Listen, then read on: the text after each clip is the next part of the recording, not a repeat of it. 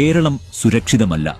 ഇത് ഓരോ ദിവസവും തെളിയിക്കപ്പെടുന്ന യാഥാർത്ഥ്യമാണ്. മൂവാറ്റുപുഴയിൽ നിന്ന് IS കേരള ഘടകം രൂപീകരിക്കാൻ ശ്രമിച്ച സയ്യിദ് മുഹമ്മദ് ആദിലിന്റെ അറസ്റ്റ് വിരൽ ചൂണ്ടുന്നത് നമ്മുടെ കൺമുന്നിലെ വലിയൊരു അപകടത്തിലേക്കാണ്. സൗദിയിലിരുന്ന് കേരളത്തിലെ യുവാക്കളെ ലക്ഷ്യമിട്ട് ഇവർ ബലവിരിക്കുമ്പോൾ നമ്മൾ എന്തിന് അത്ഭുതപ്പെടണം? 2016 കനകമല നമ്മൾ കണ്ടതാണ്. തീവ്രവാദി മദനിയെ പോലുള്ളവരെ മാറി മാറി താലോലിക്കുന്ന ഇടത് വലത് മുന്നണികൾ ഉള്ളപ്പോൾ ഇത്തരം വാർത്തകൾ സ്വാഭാവികം മാത്രം. വോട്ട് ബാങ്ക് എന്ന ഒറ്റ ലക്ഷ്യത്തിൽ തീവ്ര സ്വഭാവമുള്ള സംഘടനകളെ കൂട്ടുപിടിക്കാൻ കോൺഗ്രസും CPM-ഉം മത്സരിക്കുമ്പോൾ യഥാർത്ഥത്തിൽ ഇവർ ബലി കൊടുക്കുന്നത് ഹിന്ദുവടങ്ങുന്ന കേരള സമൂഹത്തിനെയാണ്. ഇന്നലെ ബംഗ്ലാദേശിൽ സംഭവിച്ചത് നാളെ നമ്മുടെ വീട്ടുപടിക്കലെത്താൻ കാത്തിരിക്കണോ? പ്രീണന രാഷ്ട്രീയം കളിച്ച് കോൺഗ്രസും CPM-ഉം നാടിനെ ഒറ്റുകൊടുക്കുകയാണ്. മലബാർ മേഖലയിൽ തുടങ്ങി കേരളത്തിലുടനീളം പല മിനി പാകിസ്ഥാൻ പോക്കറ്റുകളിലും പടരുന്ന ഈ നെറ്റ്വർക്കിനെ ഇനിയും കണ്ടില്ലെന്ന് നടിക്കരുത്. ഈ IS റിക്രൂട്ട്മെന്റ് ആരുടെ പിന്തുണയിലാണെന്നത്